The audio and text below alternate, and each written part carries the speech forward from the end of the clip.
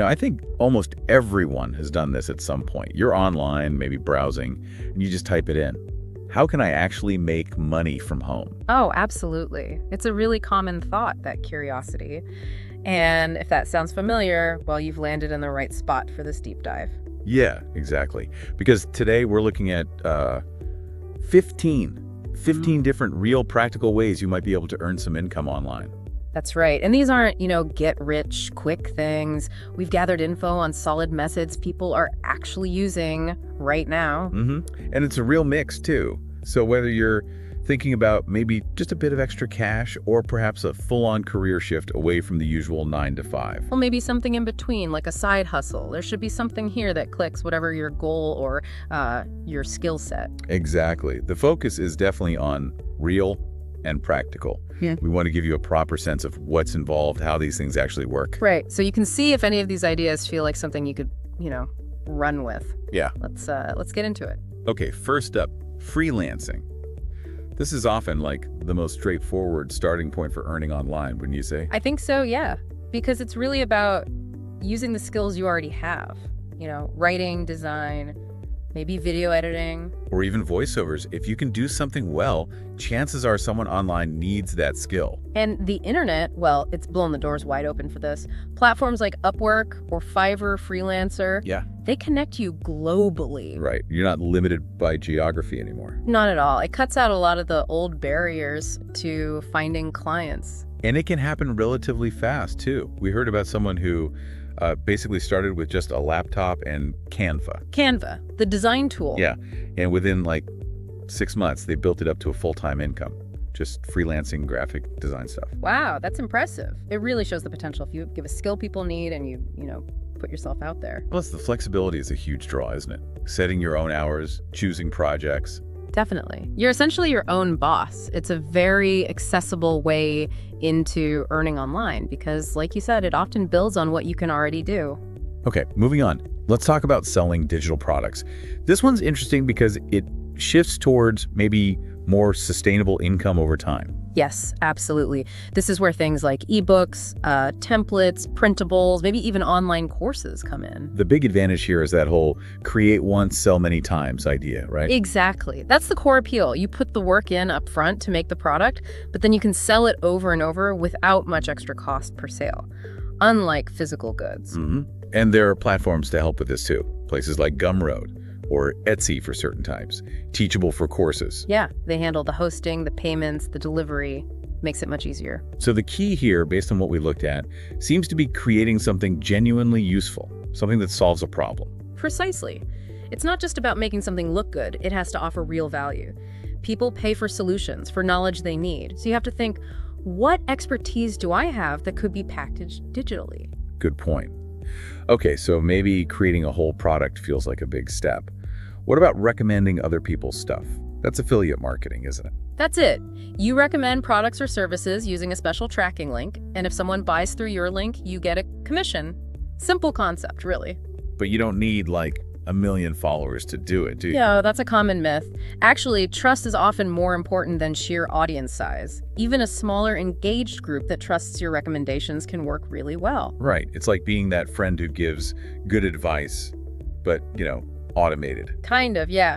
One source called it digital word-of-mouth advertising with a paycheck, which sums it up nicely, I think. I like that. So you're leveraging your influence, making genuine recommendations, and getting paid for the connection. Exactly. When it's done ethically, it's a win-win. Okay, let's switch gears.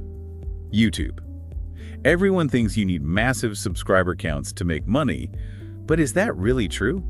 That's definitely a misconception we need to clear up. Sure, big numbers help, but it's not the only way. So what are the options? Ads, obviously. Right, YouTube Partner Program ads, but also affiliate links in your descriptions, selling your own merch or products, and even brand deals or sponsorships if your content fits. We saw this wild example, didn't we? A channel that just has, like, relaxing nature sounds. Yeah. No talking, no face on camera, just ambient sounds. And it was apparently making over $5,000 a month. That's what the source said. It's incredible, really. It just shows how niche content can find its audience and how you don't always need the typical YouTuber setup. It really makes you think outside the box, doesn't it? Finding a specific need. Absolutely. Low barrier to entry for certain types of content, too. Okay, maybe video isn't your thing, but you like the online store idea. What about dropshipping? Dropshipping. So this is where you run an online store, but you don't actually hold any inventory yourself. How does that work then? Well, a customer buys from your site, right? Then you pass the order details to a third-party supplier, maybe a wholesaler, a manufacturer. They store the product, pack it, and ship it directly to your customer. So you're mainly handling the storefront and the marketing. Exactly. You avoid the whole inventory headache. But, and this is crucial, our sources stress that marketing is everything here. You need to be good at driving traffic and making sales. And finding reliable suppliers, I assume. Quality control could be tricky. Very tricky. So research is vital. But yes, as a business model, it's definitely viable if you nail the marketing and supplier side. It lowers that initial investment cost significantly. Makes sense. Okay, how about blogging? Is that still a thing? Feels a bit old school sometimes. Still very much a thing. Don't let anyone tell you blogging is dead. It's often the core of an online presence for many people and businesses. So what makes it work now? Well, a few key things. Choosing a specific niche you care about is important. Then really focusing on SEO, search engine optimization, so people find you via Google. Right, gotta get found. And consistency. Creating valuable content regularly, that's probably the biggest factor. And if you do all that, it can eventually become, what was the phrase? A beautiful passive income machine. Yeah, one source did put it like that. And it can be. Once it's established, a blog can earn money through ads, affiliate links, sponsored posts, selling your own products. It takes time to build, but the potential for ongoing, even passive income is real. It's more a long game then. Definitely a long game, but potentially a very rewarding one. It becomes a digital asset. Okay, so if building a whole blog sounds like too much, but you do have specific knowledge, online tutoring. Yes, perfect alternative or even complement. If you know your stuff in English, math, science, coding, pretty much any subject, really. There are people online willing to pay for one-on-one help. And platforms exist to connect tutors and students. Loads of them. Reply, Cambly, Chegg. They make it easy to create a profile, schedule sessions, teach online, handle payments. It's quite streamlined. And it might be easier to get into than people think. We saw something about just needing to be a native English speaker. Yeah, particularly for platforms like Cambly. They connect learners who just want conversational practice with native speakers. So if English is your first language, you could literally earn money just by chatting with people online. Wow, that's a low barrier to entry for sure. It really is. Shows how even seemingly basic skills can be valuable online. Okay, what about creative folks? Photographers, videographers? Yes. Selling stock photos and videos. If you're good at taking high-quality pictures or shooting decent video clips, this is definitely an option. Where do you sell them? Platforms like Shutterstock, Adobe Stock, Haunt5 are the big ones. You upload your work, and when someone licenses it, maybe for a website or an ad, you get a royalty payment. And this sounds ideal for, like, travelers. Yeah. People who see interesting things. Absolutely. Travelers, creatives, anyone who just enjoys capturing good visuals. You create the content once, and it can potentially sell over and over again. Another potential passive income stream, then, from work you've already done. Exactly. Build up a portfolio, and it can generate income over time. All right, let's talk about virtual assistants, or VAs. This feels like it's really grown recently. Hugely. So many businesses, especially small ones or solo entrepreneurs, need help with tasks they just don't have time for. And a lot of that can be done remotely. Like what kind of tasks? Oh, all sorts. Email management, scheduling, social media posting, maybe some basic bookkeeping, online research, customer service emails. The list goes on. And the pay can be decent. We saw figures like $15 to $50 an hour. Yeah, that's the typical range mentioned. It really depends on your skills and the complexity of the work. More specialized skills command higher rates, naturally. Do you need a degree for this? Not usually, no. What seems more important is being reliable, organized, a good communicator, and able to work independently. Those practical skills often matter more than a formal qualification. Makes it pretty accessible then. Very much so. Okay, next. Print on demand. This sounds kind of similar to dropshipping, but for designed products. Sort of, yeah. The core idea is you create designs for t-shirts, mugs, posters, whatever.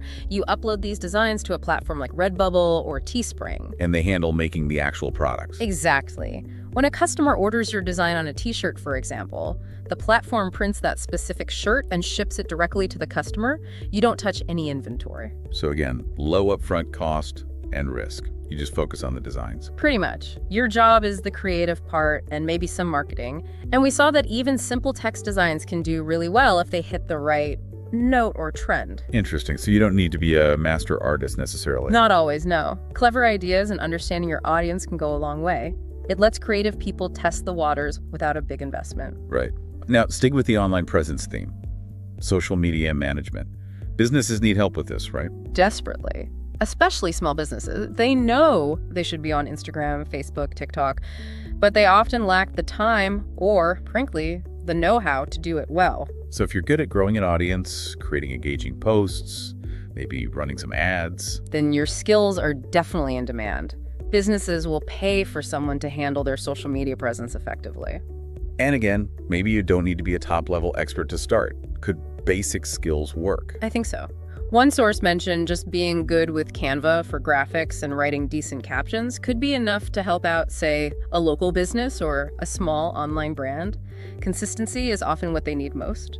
Just someone reliable to keep things active and engaging. Exactly. If you understand the platforms and can create decent content, that's a valuable service. Okay, what about something maybe more structured, like remote customer service jobs? Yeah, this is a big area now. Lots of major companies hire remote customer service reps who work entirely from home. And they often provide training. That's a key point, yes.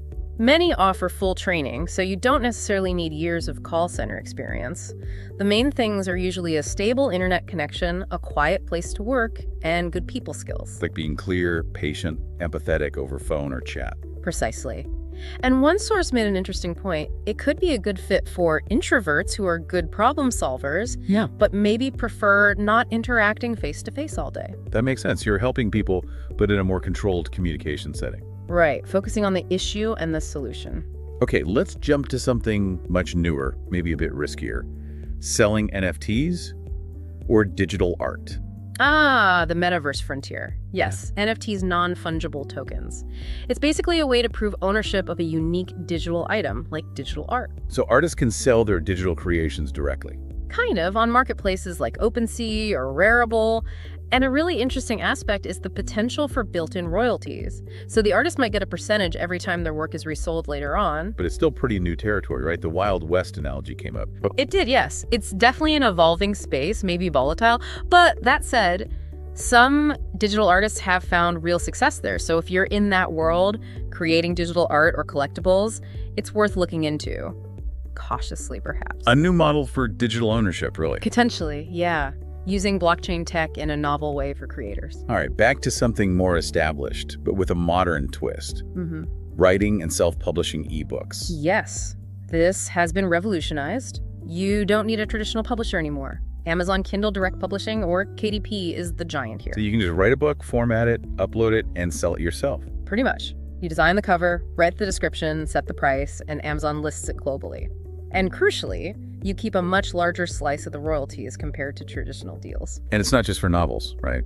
How-to guides, nonfiction. All sorts. Fiction, nonfiction, self-help, niche guides. If there's an audience for it, you can self-publish it. And again, that potential for long-term passive income from a book you wrote once is a huge draw. Another digital asset that keeps working for you.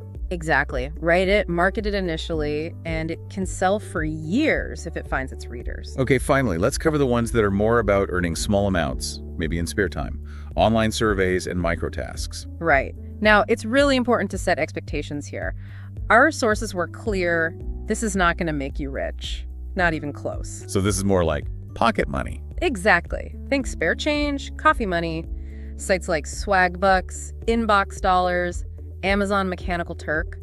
They offer tiny payments for things like filling out surveys, watching ads, maybe simple data categorization. Tasks that don't take much brain power, but also don't pay much per task. Precisely. But if you genuinely have downtime where you're just scrolling anyway, doing a few surveys could add up to a little bit over time. Just don't expect it to replace an income. It's a way to monetize those odd moments online, maybe. That's probably the best way to look at it. Very low barrier, very low reward, but it is a way to earn small amounts. So, wow, that's 15 different avenues we've just walked through. From leveraging existing skills to creating assets to participating in the gig economy. It really does show the sheer breadth of what's possible online now, doesn't it? There are so many different models and approaches. But the common theme seems to be, well, it takes work. Right, there's no magic button. Absolutely not. The internet provides the tools, the platforms, the reach. But success in any of these still comes down to effort, consistency, learning, adapting. You have to put the work in. No doubt. So for everyone listening, hopefully that gives a clearer picture. Maybe one or two of those methods really stood out. Yeah, maybe something sparked an idea based on your own skills or interests. It's worth thinking about which one feels like the best fit, the most achievable first step for you.